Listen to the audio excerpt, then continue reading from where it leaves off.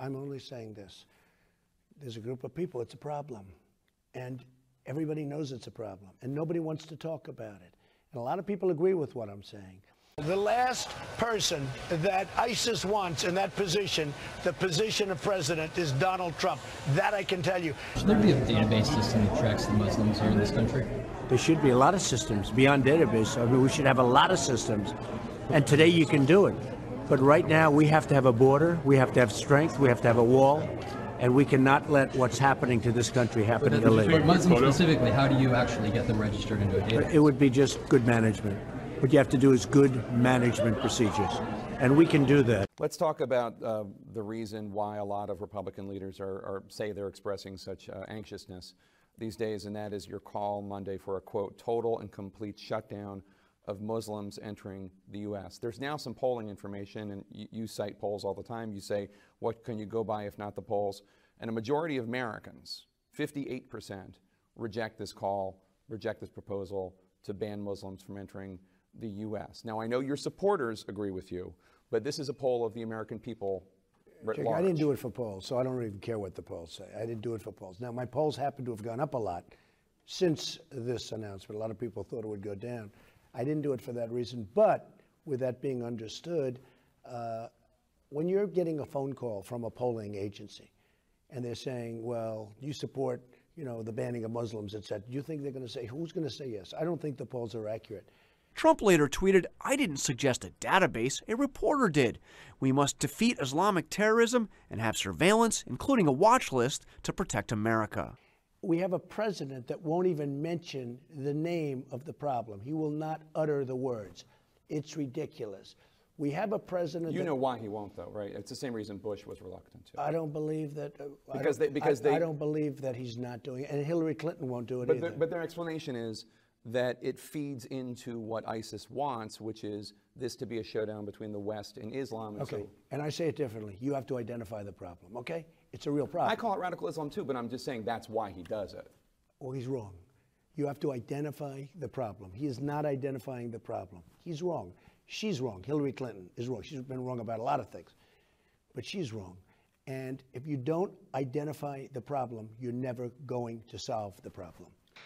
According to Pew Research, among others, there is a great hatred toward Americans by large segments of the Muslim population.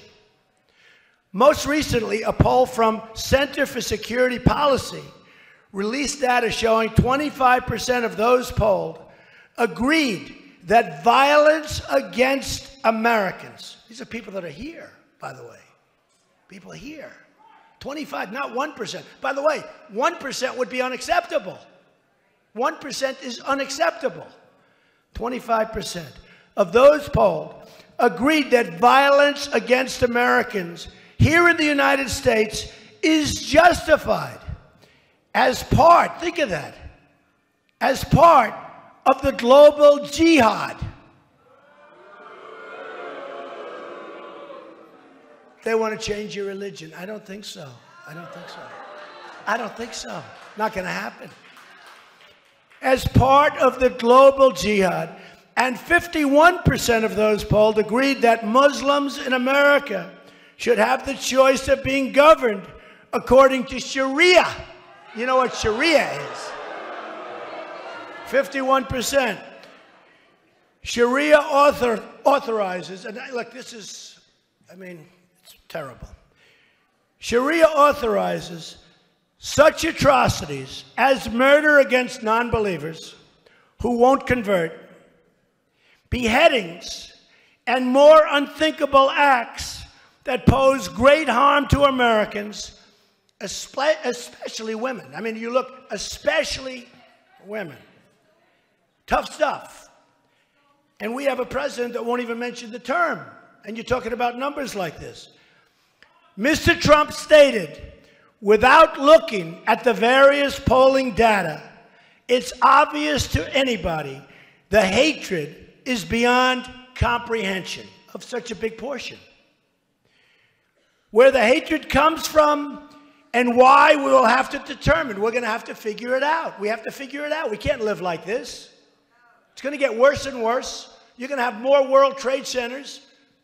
It's going to get worse and worse, folks. We can be politically correct and we can be stupid, but it's going to get worse and worse. Until we are able to determine and understand this problem and the dangerous threat it poses, our country cannot be the victim of horrendous attacks by people that believe only in jihad. These are people who only believe in jihad. They don't want our system. They don't want our system. And have no sense of reason or respect for human life. They have no respect for human life. Well, you know, in my solution, you know it's a temporary solution. Until and when? Obviously, well, till we get our hands around the problem. We have a real problem. We have people coming into the country, getting into airplanes and flying them into the World Trade Center. Look at Russia. That was a problem. I mean, with the airplane coming down, we have all over. You look at California, this woman comes in, this horrendous woman comes into the country, radicalized. She gets through on a fiancé passport. I never even heard of a fiancé visa. And she comes in, she's with the guy, and they just killed 14 people with more to come because there are people so badly hurt that they're going to be dying also. So we have to get our act together. I would set up a very strong system, and I'm very happy that tonight, because last night I'm not sure it was mentioned, but you said this is a temporary system. I would set up it's a temporary ban on not everybody, but many. I would set up a system to see who qualifies to come in, who doesn't, until we come down with the answer as to what's really, happening with the Muslim population. Well, first of all, they're not citizens, okay? I agree if you're in the country. And as you know, if you're in the country, I'm not talking about that. Right. Although I am saying you have to surveil. There has to be surveillance. Courts have found that constitutional principles do apply to people who are not American citizens. Hey, look, I'm about security. I'm about safety. I'm about borders. You, I assume, have a group of advisors that you you discuss issues with before. I do. I assume. I don't know. Maybe you don't. Maybe you just go on your own. I mean, I like to think for myself, but I have people. Did anyone try to talk you out of saying we should temporarily ban Muslims from entering the United States? Well, the word is temporarily, and I have many, many friends who are Muslim, and they're great people, and they actually, some of them, not all of them, I will tell you, some of them aren't so thrilled with what I said, but many of them called me and they said, you know, Donald, you're right, we have a problem. I mean, look, there is a problem. But isn't it un-American and wrong to discriminate against people based on their religion? Yeah, but Jimmy, the problem, I mean, look, I'm for it, but look, we have people coming into our country that are looking to do tremendous harm. You look at look at Paris. Look at what happened in Paris. I mean, these people, they did not come from Sweden, okay?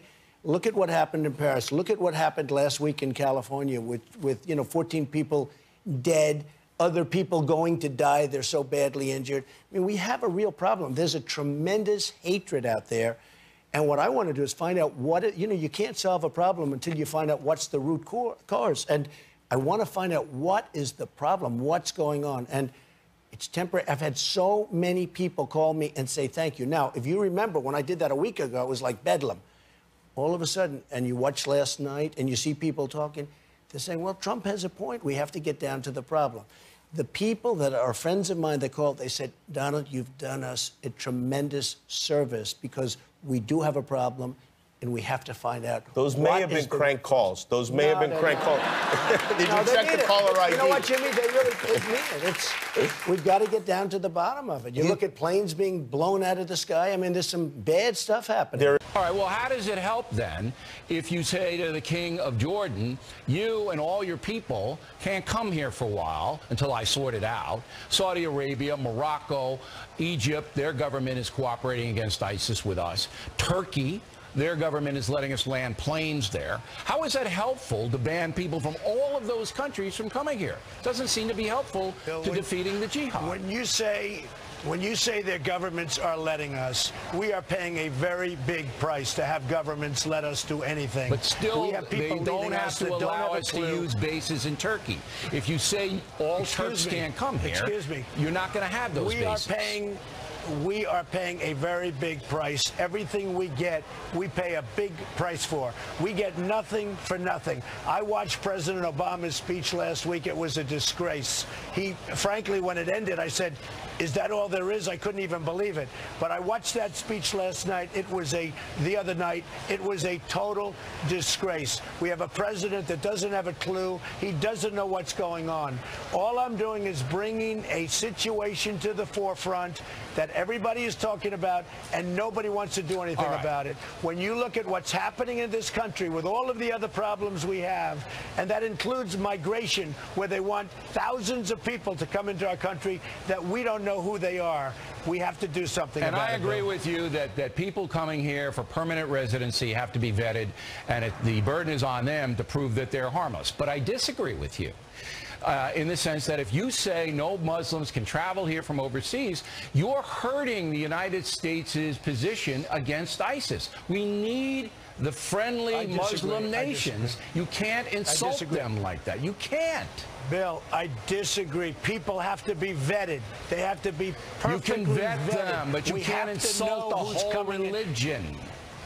We're not insulting. This is about security. It's not about religion. This is about security. We cannot allow people to come into this country that have horrible things in their mind. All right, There's everybody agrees with that. I don't think you thought through the unintended consequences of banning an entire religion from coming to the United States. Just my opinion. Let me roll something for you. Go ahead. I thought through everything. Believe me. Okay. I thought through everything. Look at what's happening. I thought through everything. I'm a big believer in the Constitution, okay? But I'm a big believer in safety. We have to have the right people coming into our country. We can't have people coming in. When I hear that ISIS has now a passport machine to make false passports, counterfeit passports. Sayed Farouk was an American citizen born in this country. Well, he got radicalized. Why did he get radicalized? How about the Boston bombers? They came in, they were very young, and they were radicalized, okay? And they did the horrible thing with the Boston Marathon. The point is, there's something really bad going on. We have to find out why. And it's with a very specific group of people.